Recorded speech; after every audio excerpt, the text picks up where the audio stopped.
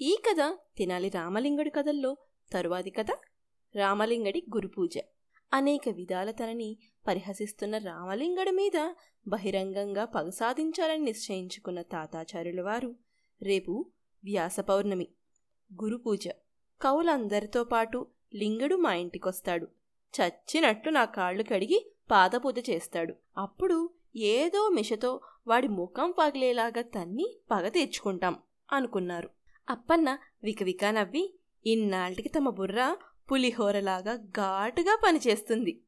ఆ లింగడుగాడికి తమరు చేసే అవమానం అందరికీ తెలియద్దు. నేనెళ్ళి టముకు వేసినట్లు కనిపించిన వాళ్ళందరికీ రహస్యం చెప్పి వస్తా.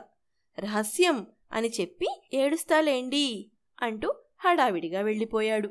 బయట ఎండ చొరచొరలాడిపోతుంది. ఆ ఎండ తీవ్రతకి అప్పన్నకి చెమటలు పట్టేస్తున్నాయి. సూర్యతాపానికి కళ్ళు బైర్లు కమ్మాయి. ఆ ఎండలో ఎంతో దూరం నడవలేక ఒక చెట్టు నీడన కూర్చున్నాడు అప్పన్న. అయ్యో, ఎంతో గొప్ప రహస్యం ఎవడికీ చెప్పలేకపోతున్నానే. ఎండ భయంతో ఒక్కడూ కనిపించడం లేదే. కడుపుబ్బరం భరించలేక చచ్చిపోతున్నా. ఎవడో ఒకణ్ణి నా దగ్గరికి పంపండయ్యా తండ్రి. ఈ రహస్యం వాడికి చెప్పి కడుపుబ్బరం తీర్చుకుంటా అన్నాడు అప్పన్న. రహస్యమా? ఏంటది? ప్రశ్న వినిపించింది పక్కనుంచి. అప్పన్న అటు తల తిప్పి చూశాడు. కళ్ళు బైర్లు కమ్మడంతో ఆ వ్యక్తి ఎవరో ఆనవాలు తెలియడం లేదు. ఎవరైతే ఏం, రహస్యం చెప్పడానికి ఒకడు దొరికాడు చాలు అనుకున్నాడు. అప్పన్న వికవికా నవ్వి, మరేం లేదు, రేపు గురుపూజ చేయడానికి ఆ రామలింగుడు మా గురువుగారి దగ్గరికి వస్తాడు కదా. వాడు ఆయన కాళ్ళు కడుగుతుండగా ఏదో వంకపెట్టి గురువుగారు వాణ్ణి కాలెత్తి తన్ని అవమానిస్తారట.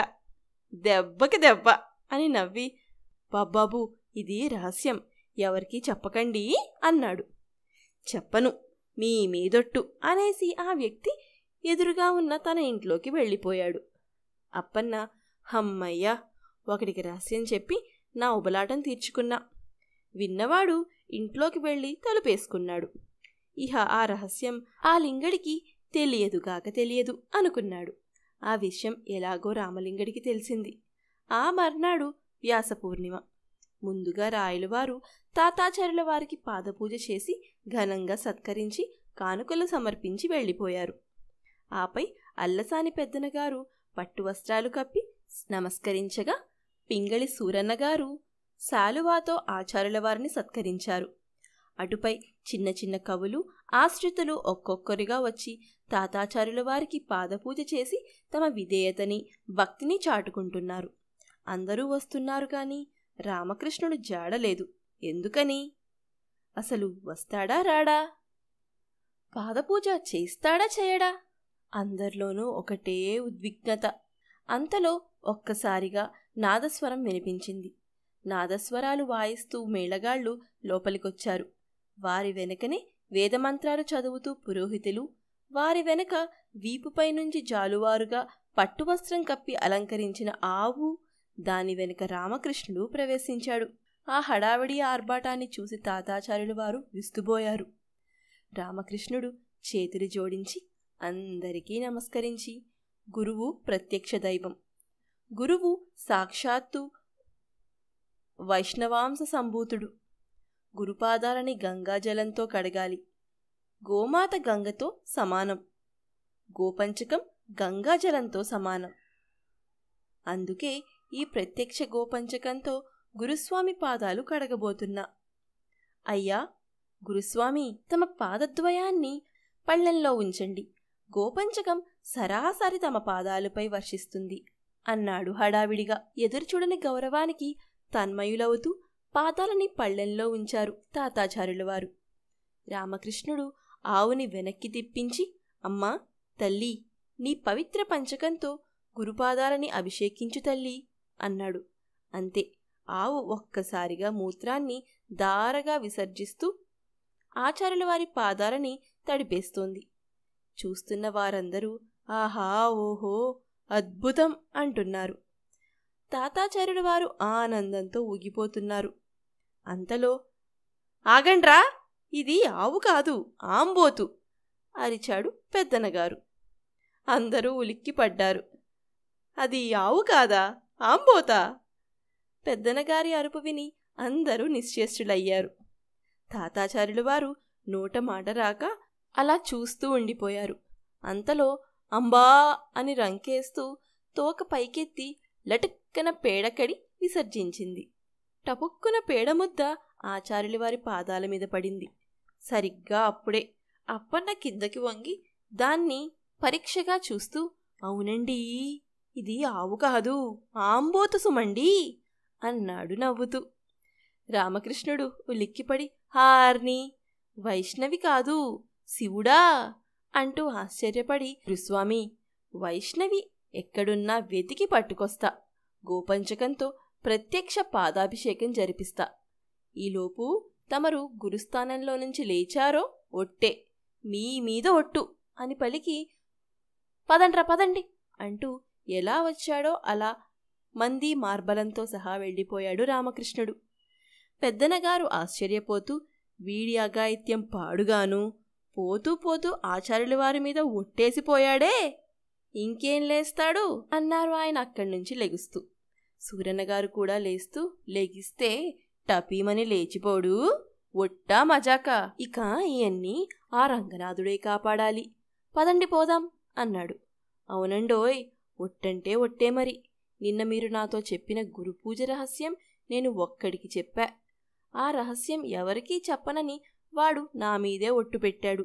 వాడు మరెవడికైనా ఈ రహస్యం చెప్పి ఉంటే నేను ఈపాటికే టపీమని లేచిపోయిండేవాణ్ణి. ఒట్టు మహత్యమంటే అంతే మరి. లింగడు ఒట్టు కాదని మీరు లేచారో ఠపా అంతే అనేశాడు అప్పన్న. వాళ్ల మాటలు విని అక్కడే ఉండిపోయారు తాతాచార్యుల వారు. ఇక పెద్దన తదితరులందరూ వెళ్ళిపోయారు. ఆచార్యుల వారు ఒట్టుకి భయపడి అలాగే కూర్చుండిపోయారు. పేడకంపు ముక్కులు అదరగొడుతోంది. కాలం గడిచిపోతోంది. రామలింగడు ఎంతకీ రాడు. అసలు వస్తాడా రాడా? రాకపోతే తన గతేంటి? ఆచార్యుల వారు అవస్థ చూడలేక, నేను వెళ్ళి ఆ రామలింగడిగాన్ని వెతిక్కుని పట్టుకొస్తానుండండి అంటూ బయలుదేరాడు అప్పన్న.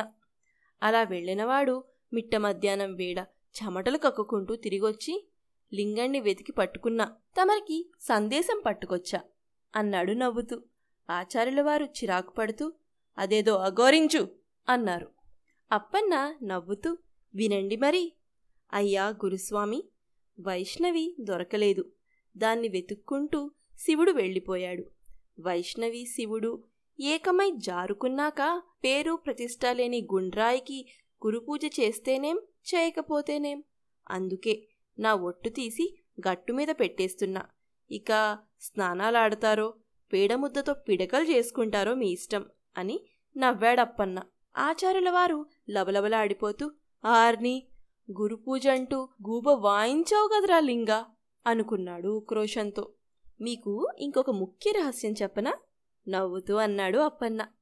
తాతాజీవారు అప్రయత్నంగా తలెత్తి, ఏంటో అది, ఏడ్చిచావు అన్నారు. నిన్న నేనొకడికి రహస్యం చెప్పా కదా, అప్పుడు ఎండకి కళ్ళు బయళ్ళు గమ్మి వాణ్ణి గుర్తుపట్టలేకపోయా. ఇప్పుడు తెలిసింది అంటూ అప్పన్న మళ్ళీ వికవిక నవ్వి, వాడే వీట్ట, లింగడేనట అన్నాడు. ఆర్ని, అప్పన్న, రహస్యం రహస్యం అంటూ కొంప ముంచావు గదరా వాపోయాడు తాతాజీవారు. గురుపూజ నాడు తాతాచార్యుల వారికి అవమానం జరిగిందని విన్న రాయలువారు కవితామండలిలో రామకృష్ణుణ్ణి మందలిస్తూ, వికటకవి, అల్లరికైనా హద్దుండాలి. మీరు చేసిన పని మాకు నచ్చలేదు. ఆచార్యుల వారు రాజగురువు, మాకు పూజనీయులు, గ్రహించండి అన్నారు. భట్టుమూర్తి కల్పించుకుంటూ, అవునవును, రాజగురువులంటే సామాన్యులా? సునకానికి అబ్బునా గజేంద్రుని రాటీవి అన్నాడు రామకృష్ణుణ్ణి కుక్కతో, ఆచార్యుల వారిని ఏనుగుతో పోలుస్తూ.